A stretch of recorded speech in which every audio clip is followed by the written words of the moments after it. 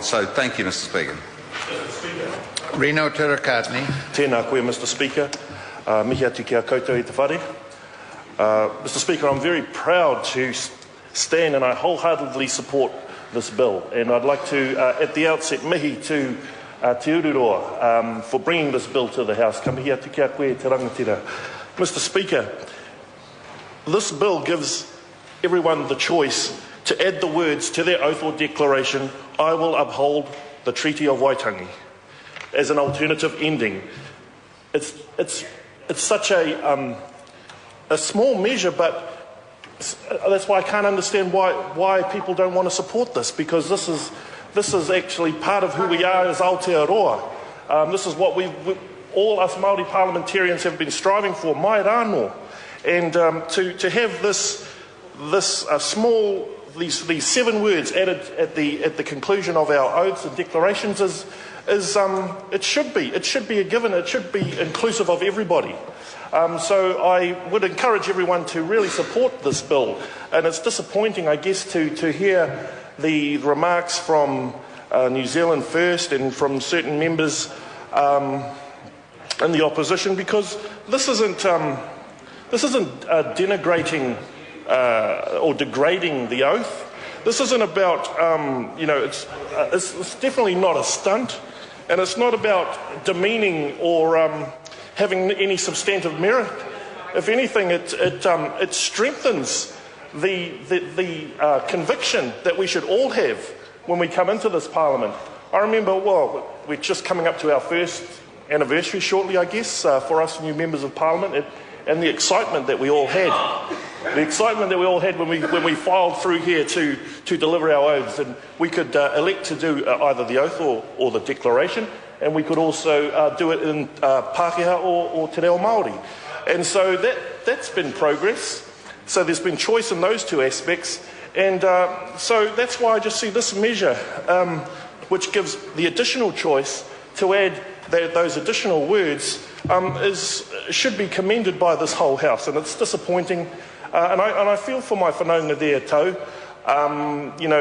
for being whipped into the position that he has to take with voting with the opposition. That is the nature of this place. But it in no way, demeans or anything that he does, because we know where his heart is. We know where his heart is in terms, and his conviction for our people and for the treaty in terms of his whakaaro and his ngākau. So I mihi to him for his kōrero. But I'd just like to add, Mr. Speaker, what do we mean by an oath? And,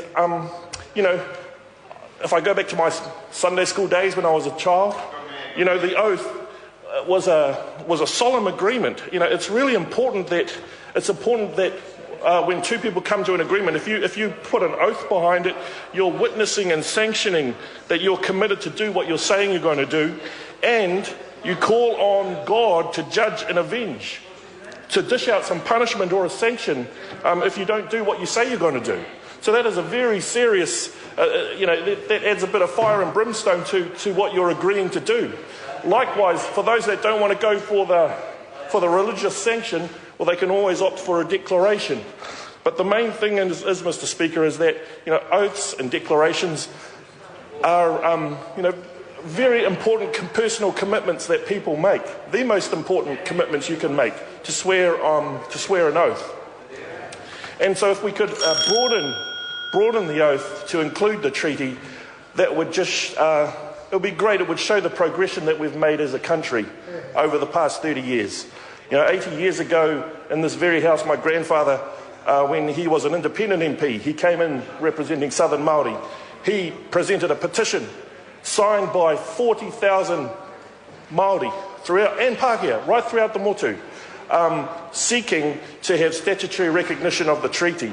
And we have seen great progression over the years, past 80 years, and especially in the last 30 years, with the modern-day treaty settlement process. And that's why it is very disappointing that the government has signalled that they won't support this measure to give people choice to uphold the Treaty of Waitangi when giving their oath and declaration.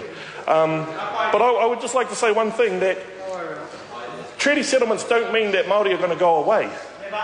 If anything, it's strengthening Māori right throughout the motu.